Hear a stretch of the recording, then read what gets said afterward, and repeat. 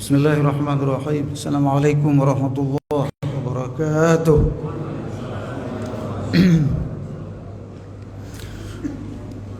Innal hamdalillah nahmaduhu wa nasta'inuhu wa nastaghfiruhu wa nastahdihi wa natubu ilaih. Asyhadu an la ilaha illallah wahdahu la syarika lah wa asyhadu anna Muhammadan 'abduhu wa rasuluhu alla nabiyya wa la rasula ba'da. Allahumma salli wa sallim ala sayyidina Muhammadin wa ala alihi wa sahbihi ajma'in, amma ba'd. Bapak, ibu-ibu jamaah subuh Masjid Al-Ikhlas yang dirahmati Allah Subhanahu wa taala, alhamdulillah kita bersyukur ke seluruh nikmat Allah yang Allah berikan kepada kita hingga hari ini, ya, termasuk kita bisa beribadah, bisa salat subuh hari ini insyaallah. Semoga Allah Subhanahu wa taala terus memberikan nikmatnya, rahmatnya, karunia-Nya kepada kita insyaallah. Salawat dan salam atas Rasulullah Muhammad sallallahu alaihi wasallam serta para sahabat, keluarganya dan kita semua umat yang selalu istiqomah terhadap Islam ila yaumil qiyamah. Bapak Ibu jamaah subuh, sebelumnya kita mengkaji kitab Tazkiyatun Nafs, materi Tazkiyatun Nafs. Hari ini, ya, selama kita beberapa bulan, hampir setahun lebih, ya, kita bahas Tazkiyatun Nafs. InsyaAllah pemahaman kita tentang iman, ruhiyah, keyakinan, masalah maksiat, masalah dosa dan akibatnya dalam kehidupan kita sehari-hari, itu sudah cukup insyaallah membuat kita menguatkan iman kita, menguatkan upaya kita untuk membersihkan jiwa kita, hati kita, sehingga kita tetap terus bersama Allah Subhanahu wa taala sampai nanti bertemu Allah di surga nanti insyaallah.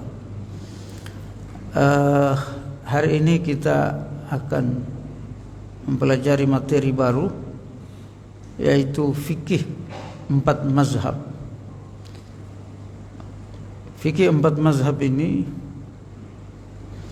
merupakan ilmu yang harus kita ketahui dan kita amalkan. Kenapa? Karena masalah fikih itu berarti masalah syariah. Islam itu ada 3 dimensi, Bapak Ibu. Ini diingat, ini ilmu dasar banget ini. Islam itu ada 3 dimensi. Yang pertama itu akidah. Ilmu tentang ajaran Islam tentang akidah. Ini bicara tentang Allah, sifat Allah, keimanan kita kepada Allah, pada Rasul, pada malaikat, pada kitab dan seterusnya. Nah, di antaranya kemarin bagaimana kita membersihkan hati kita, jiwa kita itu, sehingga iman kita ini, akidah kita tetap lurus. Yang kedua ada namanya syariah. Ini pilar kedua Islam. Yang tidak ada Islam tanpa syariah, sebagaimana tidak ada Islam tanpa akidah. Nah, syariah ini Bapak Ibu terbagi menjadi 3 lagi. Ada syariah dalam bentuk muamalah, ya, ada syariah bentuk ibadah. Yang pertama salat, puasa, zakat, haji, sedekah dan seterusnya. Itu namanya ajaran Islam dalam bentuk syariah. Ya, bentuk syariah yang pertama namanya ibadat. Al-ibadat dalam bahasa ilmu syariahnya, al-ibadat. Ibadah itu ada yang mahdhah, ada ghairu mahdhah. Dibagi oleh para ulama di ibadah itu ada 2, ibadah mahdhah, ada ghairu mahdhah. Ibadah mahdhah itu adalah seluruh ibadah yang kita lakukan yang sudah ada aturannya, yang sudah ada hukumnya, yang sudah ada bentuknya, ditetapkan langsung oleh Al-Quran dan Sunnah. Tidak boleh kita rubah tuh, namanya al-ibadah. Kapan kita rubah ini itu jadi bid'ah atau bisa kufur, bisa munafik, merubah-rubah ibadah atau menambah ibadah. Yang kedua dari syariah ini ada namanya al-muamalat. Al-muamalat itu adalah syariah yang menjelaskan, menerangkan tentang semua interaksi kita antar manusia, hukum hubungan kita antar manusia, hukumnya. Di antaranya pertama jual beli. Jual beli itu kan kita berinteraksi dengan manusia. Bagaimana hukumnya? Ada riba dan seterusnya, ada jual beli, ada utang piutang. Hukumnya gimana? Ini namanya ibadat. Muamalat. Yang ketiga ada namanya bentuk-bentuk hukuman, al-qadha wat tashri'. At-tashri' wal qadha. Bagaimana menetapkan hukum dan bentuk-bentuk hukum itu seperti apa? Orang berzina hukumnya seperti apa? Orang membunuh hukumnya seperti apa? Orang yang makan riba hukumnya apa? Itu namanya al-qadha wal hukum. Tiga ini disebut syariah, Bapak Ibu. Ibadat, muamalat, al-qadha wat tashri'. Ini tiga-tiga ini disebut syariah. Nah, inilah bidang fikih ini yang kita kaji sekarang. Syariah. Nah, karena pembahasan syariah ini hampir 80% agama Islam ini dibahas dalam syariah. Dibahas dalam syariah, maka pembahasan tentang syariah ini sangat luas. Seperti lautan besar, lautan Atlantik gitu. Yang tidak ada satupun manusia menguasainya sampai selesai. Saking luasnya ini ilmu syariah. Ya, kecuali Rasulullah sallallahu alaihi wasallam. Sehingga kita umat Islam ini harus menuntut ilmu, terlalu luas. Nah, ini yang disebut dengan ilmu halal haram. Dalam hadis Nabi SAW, Rasulullah SAW mewajibkan kita untuk mengetahui syariah halal haram, masalah ibadah, muamalat, hukum. Nah, baru yang ketiga namanya akhlak. Yang ketiga namanya akhlak, budi pekerti, tingkah laku kita, akhlak kita kepada Allah, akhlak kita kepada Rasul, akhlak kita kepada orang tua, akhlak kita kepada guru, akhlak kita kepada tetangga dan seterusnya. Itu yang ketiga, itu pembahasannya akhlak namanya. Tiga ini itulah Islam. Baik.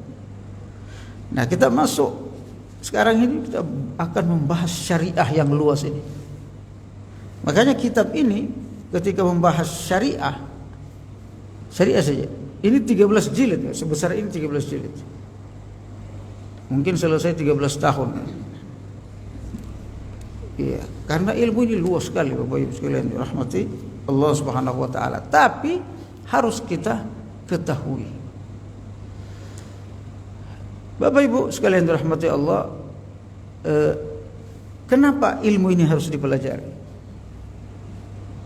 Urgensi ilmu ini saya ingin sampaikan karena ini pertemuan pertama mempelajari ilmu ini. Kenapa penting? Tadi yang pertama karena dia adalah ajaran syariah agama ini. Kalau kita nggak ngerti syariah itu berbahaya. Bisa jadi kita melakukan yang haram kita anggap halal, yang dilarang kita anggap boleh, yang wajib kita anggap sunnah, yang bid'ah kita anggap sunnah, yang sunnah kita anggap bid'ah. Ya, yang sah kita anggap batal, yang batal kita anggap sah, yang najis kita tidak anggap najis, dan seterusnya. Berbahaya kalau kita tidak paham ilmu. Yang kedua, dalam pembahasan masalah ibadat, muamalat dan hukum itu terjadi perbedaan pendapat yang luar biasa dahsyat. Melahirkan ada 14 mazhab, Bapak Ibu. Dalam perkembangannya selama 1400 tahun, pembahasan tentang syariah ini karena saking luasnya melahirkan 14 mazhab. Banyak banget 14. Jadi awalnya itu abad kedua, ketiga, keempat itu puluhan mazhab, Bapak Ibu. Ada namanya mazhab Auza'i, ada mazhab At-Tabari, ada mazhab Abu Lais Samarkandi, ada mazhab Ja'fari yang sekarang diikuti oleh Syiah, ada mazhab Syafi'i, Hambali. Nah, ya, perjalanan zaman itu ya semakin berkembang terus, manusia ini akhirnya mengkerucut menjadi 4 mazhab. Mazhab lain itu mati. Kenapa mati? Karena dia kemudian ditinggalkan oleh pengikutnya dengan banyak alasan itu ya, karena ada kesamaan dengan mazhab yang sekarang. Yang kedua, murid-muridnya tidak mengajarkannya, mengembangkannya. Kitab-kitabnya tidak berkembang, artinya tidak ada yang ngajarin, nggak ada yang ngajarin ilmunya itu, sehingga punah itu. Nah, yang keempat itu mazhab itu ada yang ekstrim, terlalu tekstual, akhirnya ditinggalkan, seperti mazhab Daud Al-Zahiri namanya, mazhab fikih Daud Al-Zahiri, yang mana dia memahami seluruh hukum Islam dalam Al-Quran dan hadis itu secara tekstual. Punah abad ke-7, abad ke-7 Hijriah. Punah 700 tahun yang lalu ya, sekitar 7 tahun yang lalu pula hilang karena tidak sesuai dengan kondisi umat manusia ya. Dia memahami teks-teks ayat dan hadis secara letterlek, secara tekstual, hanya punah, Bapak. Nah, yang bertahan itu adalah 4 mazhab ini yang dianggap komprehensif. Kenapa dia bertahan? Karena komprehensif. Yang kedua, karena konsistensinya kepada Al-Quran dan Sunnah. Yang ketiga, karena pemahaman yang begitu luas, holistik. Holistik itu dari atas, dari bawah sampai atas, dia bahas semuanya. Yang keempat, realistis, waqi, sesuai dengan kondisi manusia, ijtihadnya itu sesuai dengan kondisi manusia ya. Yang keenam, dia wasati. Wasati itu adil, proporsional, nggak ekstrim ya. Yang ketujuh, dia alami. Kenapa alami? Dia global, tidak hanya ijtihadnya itu sesuai dengan kondisi-kondisi bangsa yang ada di seluruh dunia, Bapak Ibu sekalian. Makanya mazhab 4 ini ada yang sangat padat, mayoritas di negara lain, dia minoritas di negara lain. Kenapa? Karena sesuai dengan kondisi daerahnya. Misalnya daerah-daerah dingin, Bapak Ibu, daerah-daerah dingin yang ada musim panas, musim dingin, itu biasanya ada mazhab yang subur, itu mazhab Hanafi, Abu Hanifah. Kenapa? Karena mereka bisa pakai sepatu sholat ya, bisa pakai khuf sholat, bisa wudunya itu sangat ringkes. Beda dengan Syafi'i, wudunya itu harus 3 kali terus. Jadi daerah-daerah itu subur. Kalau kita ke Amerika, ke Eropa, itu rata-rata mazhab Hanafi. Jadi jangan heran kalau ada ketika sholat Jumat di Amerika misalnya, setengah masjid itu jamaahnya perempuan. Karena mazhab Hanafi, perempuan itu wajib sholat jamaah di masjid. Beda dengan kita, Imam Syafi'i, mazhab Syafi'i di Indonesia itu paling banyak Syafi'i. Kenapa? Karena bukan negara dingin ya. Salah satu di antara penyebabnya. Ya, yang kedua, kita tuh senang yang yang teliti, yang rinci. Mazhab Syafi'i itu terlalu rinci Bapak sekalian. Sehingga pas kita. Nah, dan makanya di Indonesia kalau sholat Jumat hampir nggak ada perempuan yang sholat Jumat. Kenapa? Karena mazhab Syafi'i. Mazhab Syafi'i itu dalam hal menjaga hijab itu terlalu keras. Bukan terlalu keras ya, tegas itu. Menjaga hijab. Nggak boleh perempuan bersama-sama dengan laki-laki di masjid, bisa mengandung fitnah, Bapak sekalian. Makanya sholat yang paling bagus bagi perempuan adalah di rumah. Itu yang dikuatkan oleh mazhab Syafi'i berdasarkan hadis sebenarnya. Jadi yang banyak kunut itu di Indonesia karena mazhab Syafi'i. Tapi makanya kalau kita ke Saudi nggak ada kunut, ke Eropa, ke Amerika jarang orang kunut karena mazhab Hanafi tidak kunut. Tapi kalau ke Maroko, ke Syria, ke Irak dan seterusnya, itu ada dua model kunut. Kenapa? Karena mazhab Maliki dan Syafi'i kunut. Jadi ini sudah biasa dari sejak zaman dulu sebelum kita lahir. Nah, ketika kita lahir, karena kita nggak paham, kita bingung kenapa ini beda-beda. Kenapa sana kunut, kenapa sini tidak kunut. Lalu kita anggap ini salah karena kita nggak paham. Ternyata perbedaan itu dari dulu, Bapak Ibu. Sehingga kalau yang sudah paham, dia sudah nggak diam aja, dia maklumi. Yang nggak paham akhirnya dia berantem sendiri. Nah, ini salah satu manfaat kita belajar ini, Bapak Ibu. Sehingga kita tidak berantem saling salah-salahin antara satu dengan yang lain karena kita sudah punya ilmunya. Paham, oh dia begini. Kenapa ada orang begini sholat? Kenapa dia ada diam? Nanti kita jelaskan Bapak Ibu sekalian.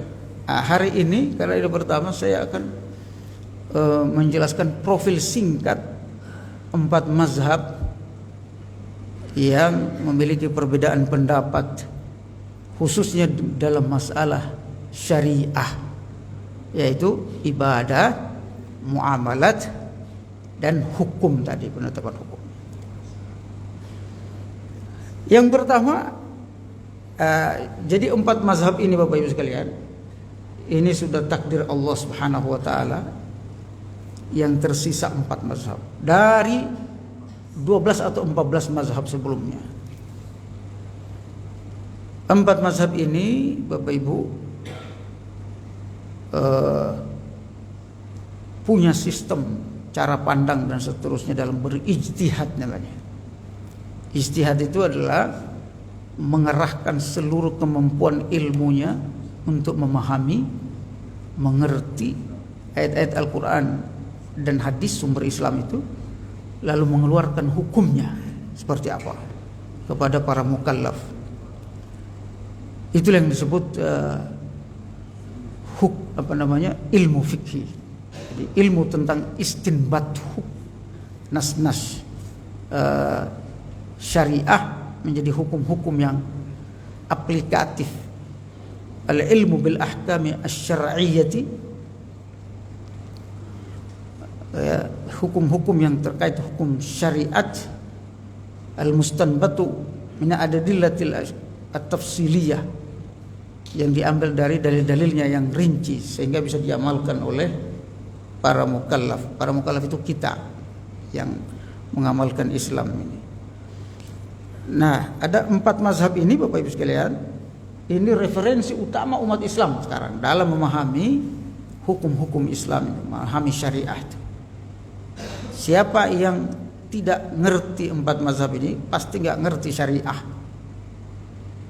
Pasti nggak ngerti syariah. Kan ada hadis itu, Bapak Ibu sekalian.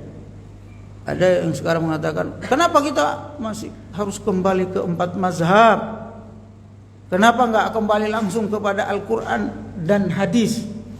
Ini perlu saya sampaikan. Ini jadi fitnah masalahnya.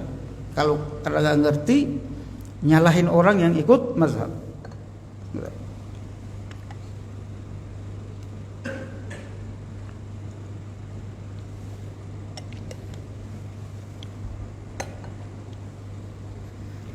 Yang pertama, Bapak Ibu sekalian, kita ini hidup di zaman modern. Bahkan 100, 200, 300, 400 tahun yang lalu gak bisa langsung memahami syariah itu langsung kepada Al-Quran dan Sunnah. Gak bisa langsung. Orang 700 tahun yang lalu gak bisa langsung memahami Al-Quran dan Sunnah secara komprehensif, secara secara komprehensif itu lengkap dan tepat, gak bisa. Kok gak bisa? Kan sudah ada hadisnya, ayatnya. Yang pertama, Bapak Ibu sekalian, di sini ditulis karena ada beberapa alasan ya, Bapak Ibu sekalian. Disebabkan yang pertama ada namanya ikhtilaf ma'anil alfaz al-arabiyyah. Lafaz-lafaz Arab yang ada di teks Quran hadis itu. Quran hadis pakai bahasa Arab apa bahasa Indonesia, Bapak Ibu? Bahasa Arab. Kalau nggak ngerti banget bahasa Arab, baca terjemahannya bisa sesat, Pak. Saya kebetulan di Majelis Ulama Indonesia di komisi penelitian dan pengkajian aliran-aliran sesat di Indonesia. Sekarang hampir 400 lebih aliran sesat di Indonesia. Di antara sebab itu nggak paham bahasa Quran dan hadis. Memahami Quran hadis langsung pakai terjemahannya. Ayatnya ke A, dia paham ke B. Sesat, Bapak. Ya, makanya hati-hati, kenapa harus ikut mazhab itu? Agar supaya tidak sesat. Ya. Apalagi bisa berani menghalalkan yang haram dan mengharamkan yang halal, itu kufur, hukumnya kufur. Karena mengganti hukum Allah. Karena kebodohan terhadap pemahaman terhadap nas. Ini yang pertama, perbedaan dalam memahami makna-makna ayat secara bahasa Al-Quran. Yang kedua, kenapa kita ini butuh mazhab, Bapak Ibu? Karena kita tidak semua orang bisa memahami riwayat hadis itu sahih atau tidak. Di sini disebutkan ka ayyusalli al-hadis ila ahadihim wala yasilu al-hadis ila ahadihim wala yasilu ila ghairi. Terkadang hadis itu sampai kepada mazhab A tapi tidak sampai kepada mazhab B. Sehingga berdasarkan hadis yang ada pada mereka terjadilah perbedaan pendapat. Di kita juga misalnya ada yang mengatakan ini tidak boleh. Ya minimal kita bilang tidak boleh. Kenapa tidak boleh? Karena nggak ada hadisnya. Ya, kan begitu biasanya. Nggak ada contohnya dari Nabi. Ternyata ulama lain mengatakan ada hadisnya. Ente aja nggak baca itu. Nah, perbedaan riwayat ini sampainya hadis atau tidak kepada seseorang itu membuat orang berbeda. Yang ketiga, Bapak sekalian, ikhtilaful masadir. Ikhtilaful masadir ini ada ulama 4 mazhab ini mengatakan kita fokus Al-Quran, Sunnah, ijma dan qiyas saja. Tetapi dalam mazhab Maliki tidak. Ada namanya istihsan, ada namanya al-maslahah al-mursalah, ada namanya al-urf, ada namanya syar'u man qablana, ada namanya ra'yus sahabah dan seterusnya. Yang bisa menjadi dalil. Perbedaan dalil ini kemudian menjadi penyebab perbedaan pendapat mazhab. Nah, kalau kita tidak pakai mazhab, kita nggak bingung. Ini siapa, apa dasarnya? Pentingnya mazhab. Yang berikutnya Bapak Ibu sekalian, ikhtilaful qawaid al-usuliyah ahyanan. Perbedaan kaidah-kaidah usul. Ini penting Bapak Ibu sekalian. Dalam menentukan hukum yang ada dalam Al-Qur'an dan hadis. Karena sumber hukum itu dua dalam Islam. Sumber syariah itu dua dalam Islam. Tidak boleh 3, 4. Hanya dua saja, Al-Qur'an dan hadis. Kalau kita memahami Quran itu tanpa kaidah, tanpa rumus, tanpa metode yang benar, berbahaya. Apalagi hanya pakai terjemahannya, berbahaya sekali, bisa sesat. Nah, perbedaan, makanya ulama menggunakan kaidah tertentu dalam memahami Al-Quran, dalam memahami hadis, sehingga pakai kaidah itu mereka bisa memahami Al-Quran dengan hadis secara tepat sesuai dengan pemahaman Rasulullah SAW. Nah, ada orang yang nggak paham kaidah-kaidah ini, main sembrono, berbahaya, Bapak sekalian. Itu kenapa kita mengikuti mazhab? Karena mazhab itu punya kaidah dalam memahami Quran hadis. Yang berikutnya at-ta'arud wa tarjih bainal adillah. Dalil itu kadang sama tapi berbeda hukumnya. Ini bisa boleh, ini yang bisa nggak boleh. Misalnya ayat hadis tentang musik, Bapak Ibu.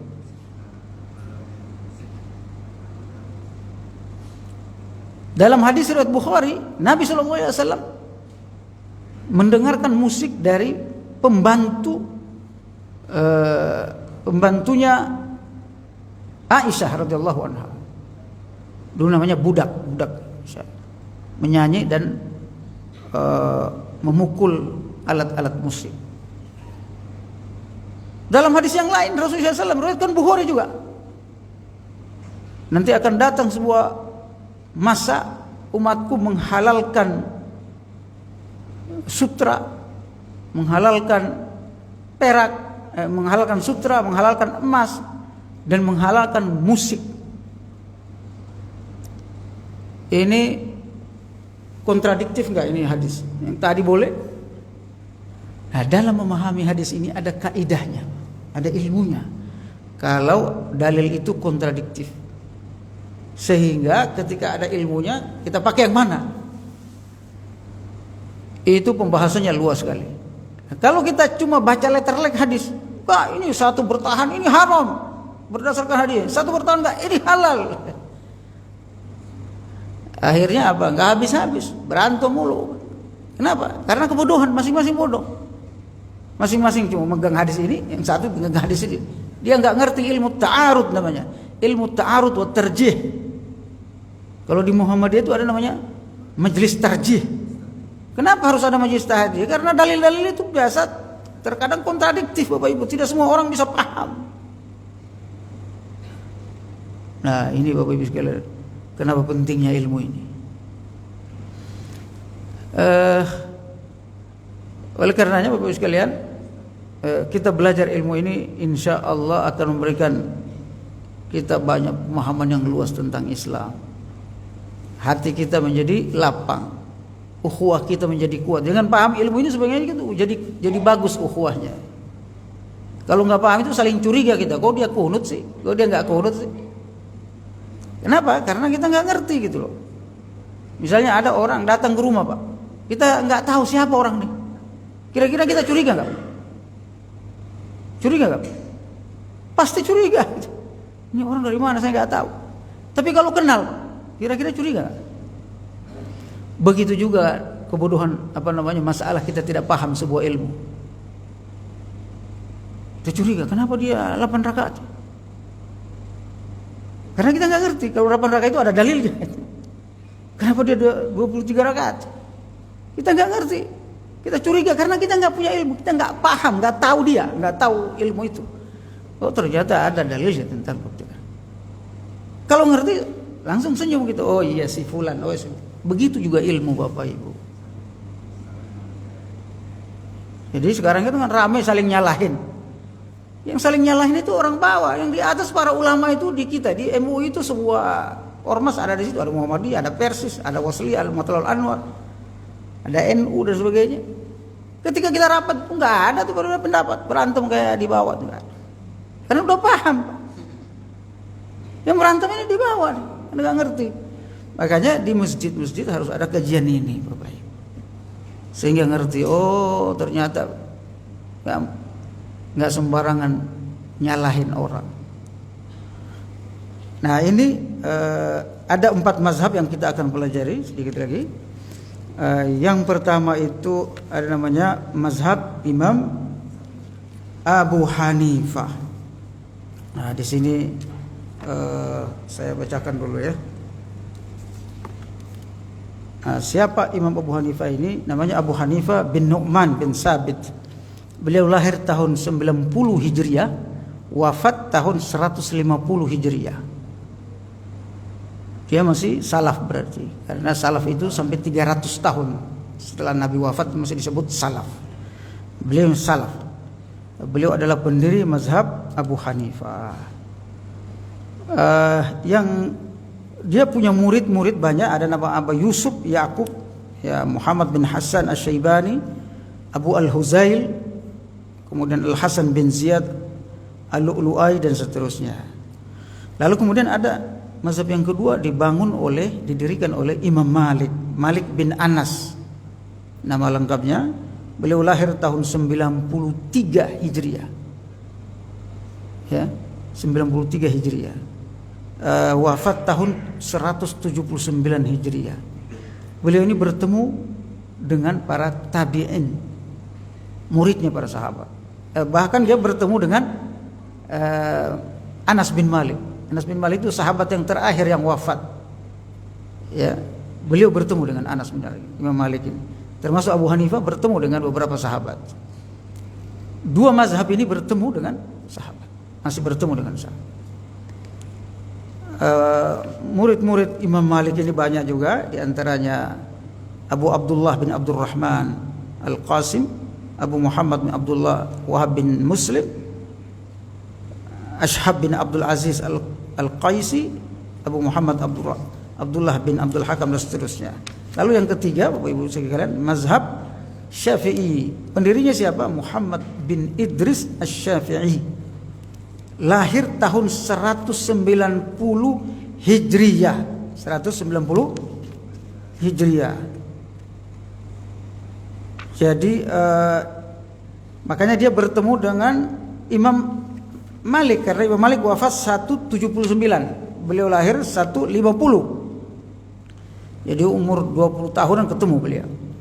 Wafat 204 Hijriah. Ya, Muhammad bin Idris Asy-Syafi'i itu atau mazhab Syafi'i ini, beliau punya murid banyak juga ya. Ada namanya Yusuf bin Yahya Al-Buti, Abu Ibrahim Ismail Al-Muzani, Ar-Rabi' Sulaiman Abdullah Al-Muradi, Hazmal bin Yahya bin Harmalah dan seterusnya. Banyak muridnya ini sekalian. Nah, yang terakhir mazhab Hambali yang didirikan oleh Ahmad bin Hanbal Asy-Syaibani. Beliau lahir 164 Hijriah. Lahir 164 Hijriah, wafat 241 Hijriah. Ya, beliau pendiri mazhab Hambali dan beliau juga ahli hadis. Imam Syafi'i juga ahli hadis di zamannya. Muridnya juga banyak ya, ada Soleh bin Ahmad bin Hambal, ada anaknya, ada murid banyak sekali, muridnya juga banyak sekalian. Nah, ada mazhab yang kelima, ada namanya Abu Sulaiman Daud bin Ali Al-Asfahani Al-Zahiri yang saya sebut tadi, yang punah tadi. Namanya mazhab Daud Al-Zahiri. Lalu Daud Al-Zahiri ini lahir 202. Masih masuk salaf karena mereka hidup masih di 100 sampai 300 Hijriah. Lalu ada mazhab Zaid bin Ali Zainal Abidin. Ini mazhabnya cucu Rasul. Ini cucu Rasul Bapak Ibu sekalian, cucu Rasulullah SAW. Namanya Zaid bin Ali Zainal Abidin bin Al Husain bin Ali bin Abi Thalib bin Ali bin Abi Thalib. Beliau ini adalah imamnya Syiah Az-Zaidiyah. Syiah Zaidiyah ini hampir sama dengan Ahlus Sunnah wal Jamaah. Syiah itu ada 4 sekte besar Syiah, lalu terpecah menjadi 25 sekte. Nah, sekte salah satunya sekte yang hampir sama dengan kita tuh namanya sekte Syiah yang sama dengan kita, Syiah Zaidiyah. Ini mazhab yang ke-6. Mazhab yang ke-7 ada namanya Abu Abdullah Ja'far As-Shadiq atau mazhab Ja'far As-Shadiq. Yang ke-8 mazhab Abu Sya'tha At-Tabi'i. Ya. Nah, ini 8 mazhab yang sampai sekarang masih dipakai sebenarnya mazhabnya, cuma dalam Ahlus Sunnah ada 4. Nah, Syiah memakai ada 4 mazhab itu. Syiah memakai 3 mazhab tadi. Kalau Ahlus Sunnah memakai 4, kadang memakai 5. Ada yang memakai mazhab yang kelima yang Daud Az-Zahiri tadi, Bapak Ibu sekalian. Nah, Bapak Ibu sekalian dirahmati Allah, ini kenapa kita mempelajari ilmu ini. Hari ini saya jelaskan alasan-alasannya dan seterusnya. Mungkin ada yang ditanyakan agar lebih jelas. Bulan depan kita sudah masuk kasus-kasus hukum yang berbeda pendapat antara 4 mazhab ini. Ya. Tadi kenapa goyang-goyang begini? Kenapa ada yang begini? Kenapa ada yang begini? Kenapa ada yang begini takbirnya? Kenapa ada yang begini? Kenapa ada yang begini? Kenapa ada yang begini saja? Perbedaan pendapat 4 mazhab kita akan kupas sesuai dengan pandangan mazhab dan dalilnya seperti apa, sehingga kita paham. Jadi ada orang begini, ada orang begini, ada langsung itu, sehingga kita bisa ngerti dalilnya dia, ya. Sehingga kita nggak nanya-nanya lagi, oh kenapa dia begitu, kenapa begitu, salah itu seterusnya.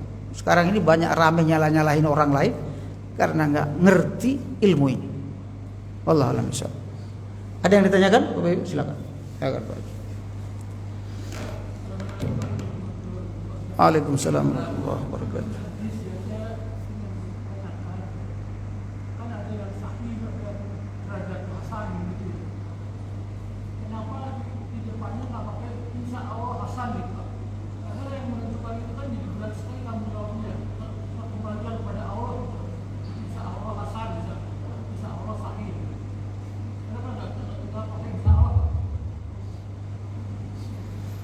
Bagus ya. Ada hadis sahih, hasan, dhaif, maudhu dan seterusnya. Kenapa dalam al-jarh wa ta'dil, al-jarh wa ta'dil itu Bapak nanya salah satu ilmu hadis. Namanya al-jarh wa ta'dil. Al-jarh ta'dil itu menghukumi, melabeli hadis. Kenapa tidak pakai insyaallah, langsung pakai dhaif, hasan, sahih?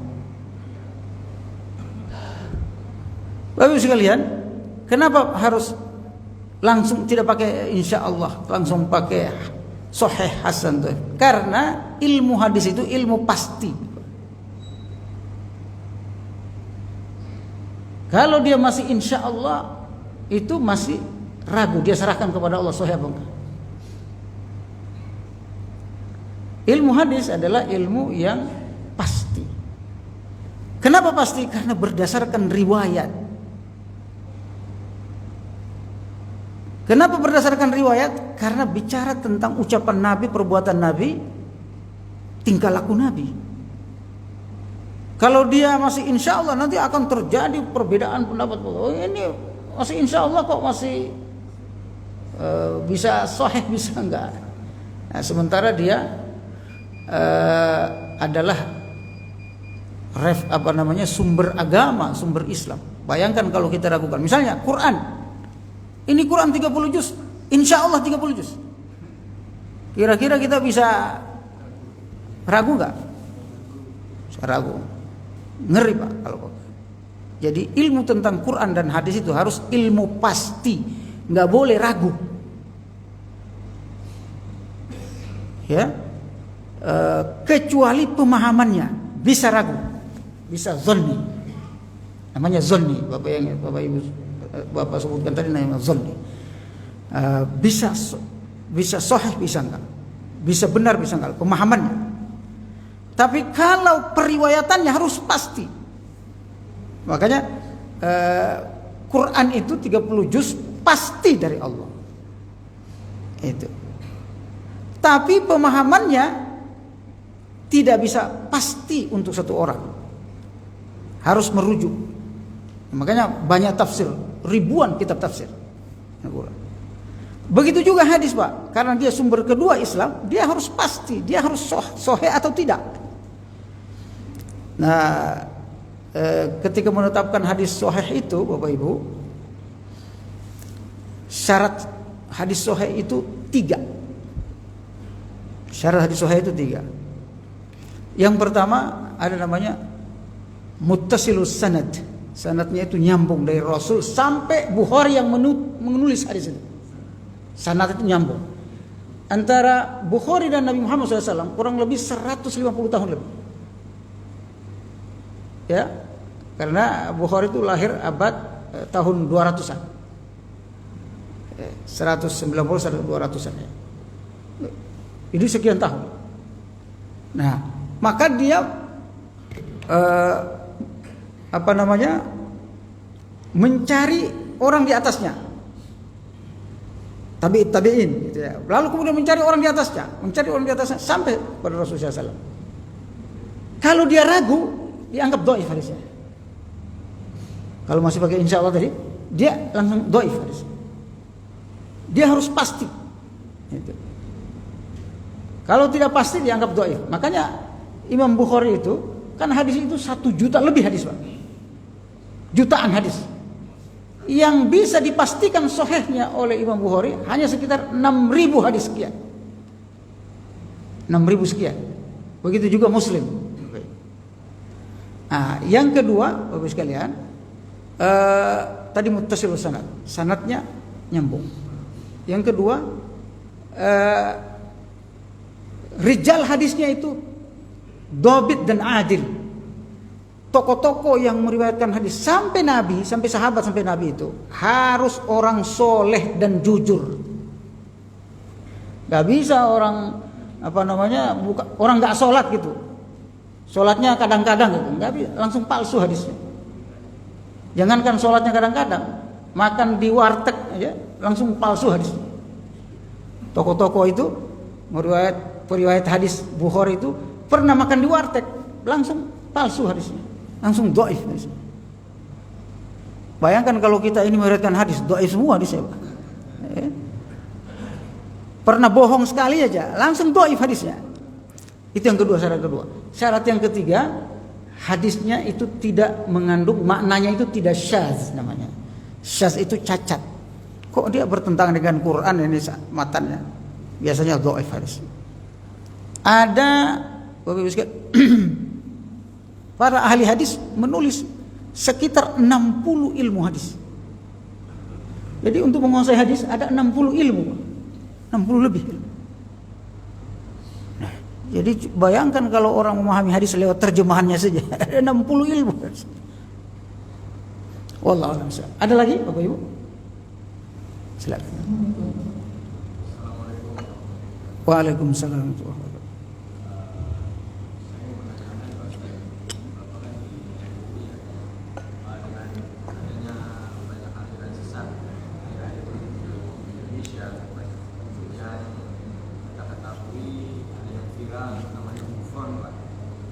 Mama Gufron.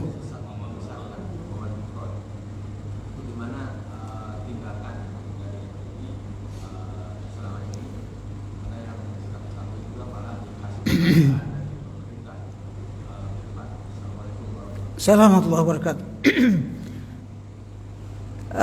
Terkait Mama Gufron, Bapak Ibu, itu sudah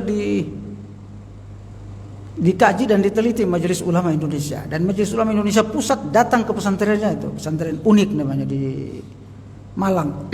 Dia orang Malang itu, lalu kemudian kerjanya di Banten sini.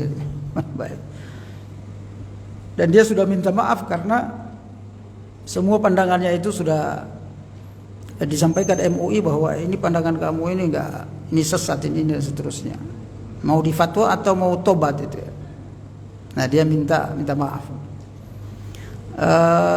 Saya sekretaris timnya itu memanggil itu sekalian terkait Mama Gufron. Ternyata Mama Gufron ini dia orang musiman aja, cari sensasi saja sebenarnya, cari sensasi.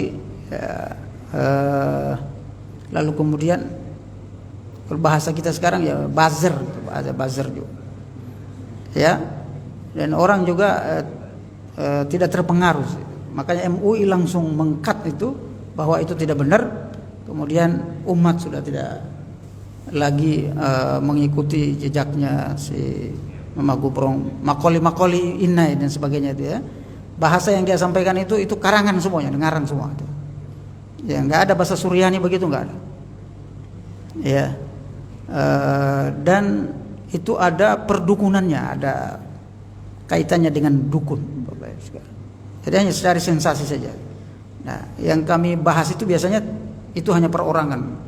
Yang biasanya dikaji Majelis Ulama Indonesia sampai diturunkan fatwa itu, kalau dia punya pengikut besar, sebuah aliran dan seterusnya, nah itu harus kita fatwa seperti LDII, ya, Ahmadiyah, ya, Syiah. Lalu kemudian terakhir kemarin Panji Gumilang, ya, Az-Zaitun, paham Az-Zaitun seperti apa gitu ya. Sudah difatwakan apa yang disampaikan itu sesat, dan saya juga salah satu sekretaris tim Panji Gumilang itu. Wallahu a'lam bishawab. Saya kira cukup Bapak Ibu sekalian, sudah syuruk.